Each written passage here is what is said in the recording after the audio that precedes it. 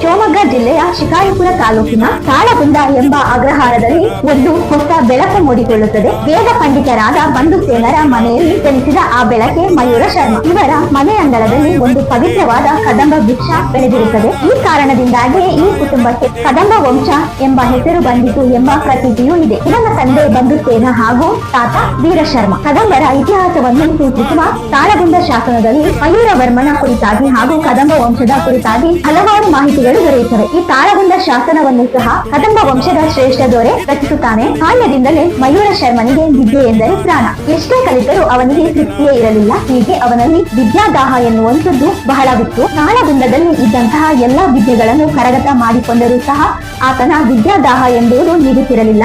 ಇನ್ನೂ ಸಹ ಸಾಗರದಷ್ಟು ಆಳವಾದ ವೇದಗಳನ್ನು ಅಧ್ಯಯನ ಮಾಡಬೇಕು, ಶಾಸ್ತ್ರಗಳಲ್ಲಿ ಪಾರಂಗತನಾಗಬೇಕೆಂಬ ಹಂಬಲದಿಂದ ಉನ್ನತ ವಿದ್ಯಾಭ್ಯಾಸಕ್ಕಾಗಿ ಊರು ಬಿಟ್ಟು ಕಂಚಿಯ ರಸಿಕ ಸ್ಥಾನಕ್ಕೆ ಬರುತ್ತಾನೆ. ಅಂದಿನ ಕಾಲದಲ್ಲಿ ಕಂಚಿ ಭಾರತದಲ್ಲಿ ಅತ್ಯಂತ ಮಹತ್ವವಿರುವ ವಿದ್ಯಾಕೇಂದ್ರವಾಗಿ ಬೆಳೆದುಕೊಂಡಿತ್ತು. ಹೀಗಾಗಿ ಕಂಚಿಯ ಘಟಿಕ ಸ್ಥಾನಕ್ಕೆ ನಿಖಿಲ ಪ್ರವಚನ ಎಂಬ ವ್ಯಾಸಂಗಕ್ಕಾಗಿ ಬರುತ್ತಾನೆ. ಆದರೆ ಆ ಸಂದರ್ಭದಲ್ಲಿ ಮಯೂರ ಶರ್ಮನಿಗೆ ತಿಳಿದಿರಲಿಲ್ಲ, ನಾನು ವಿದ್ಯೆಯನ್ನು ಆರಂಭಿಸಲು ಹೋಗುತ್ತಿರುವ ಆ ದಾರಿ ಮುಂದೆ ದಕ್ಷಿಣ ಭಾರತದ ಇತಿಹಾಸವನ್ನೇ ಬದಲಾಯಿಸುತ್ತದೆ ಎಂದು. ಕಂಚಿ ಕೇವಲ ಒಂದು ನಗರವಾಗಿರಲಿಲ್ಲ, ಅದು ಜ್ಞಾನದ ಮಹಾಸಾಗರವಾಗಿತ್ತು.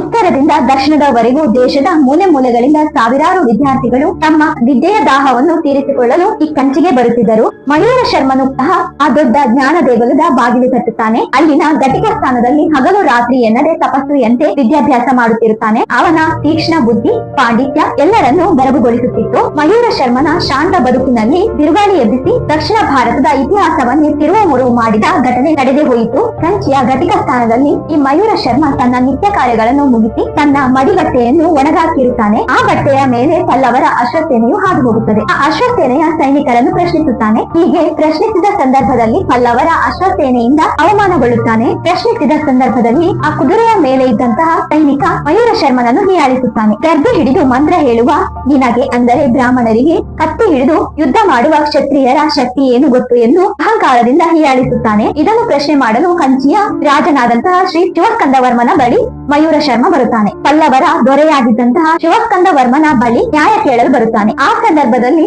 ಅಶ್ವಮೇಧ ಯಾಗದ ಸಿದ್ಧತೆಯಲ್ಲಿ ಇದ್ದಂತಹ ಶಿವಸ್ಕಂದವರ್ಮನ ಮಯೂರ ಶರ್ಮನನ್ನು ಅವಮಾನಿಸುತ್ತಾನೆ. ಹೀಗೆ ಅವಮಾನಗೊಂಡ ಮಯೂರ ಶರ್ಮನ ಸ್ವಾಭಿಮಾನಕ್ಕೆ ಬೆಂಕಿ ಬಿದ್ದಂತಾಯಿತು. ಆ ಕ್ಷಣದಲ್ಲಿ ಜ್ಞಾನಿಯಾಗಲು ಬಂದವನ ಎದೆಯಲ್ಲಿ ಸೇಡಿನ ಬೆಂಕಿ ಹುಟ್ಟಿಕೊಳ್ಳುತ್ತದೆ. ಕೇವಲ ಶಸ್ತ್ರ ಹಿಡಿದವರ ಮುಂದೆ ಶಾಸ್ತ್ರ ತಿಳಿದವರಿಗೆ ಬೆಲೆಯೇ ಇಲ್ಲದಂತಾಯಿತೆ ಎಂದು ಮರುಗುತ್ತಾನೆ. ಅವನು ತನ್ನ ಕೈಯಲ್ಲಿದ್ದಂತಹ ದರ್ಭ ಸಮಿತಿಗಳನ್ನು ನೆಲಕ್ಕೆ ಎಸೆದು ಪಲ್ಲವರ ಎದುರಿಗೆ ಪ್ರತಿಜ್ಞೆಯನ್ನು ಮಾಡುತ್ತಾನೆ. ಕೇಳಿಸಿಕೊಳ್ಳಿ ಪಲ್ಲವರೇ, ದರ್ಭ ಹಿಡಿಯುತ್ತಿದ್ದ ಇದೇ ಕೈಗಳಲ್ಲಿ ಇನ್ನು ಮುಂದೆ ಹೊಳೆಯುವ ಕತ್ತಿಯನ್ನು ಹಿಡಿಯುತ್ತೇನೆ ಎಂದು ದಿಟ್ಟ ಪ್ರತಿಜ್ಞೆ ಮಾಡುತ್ತಾನೆ.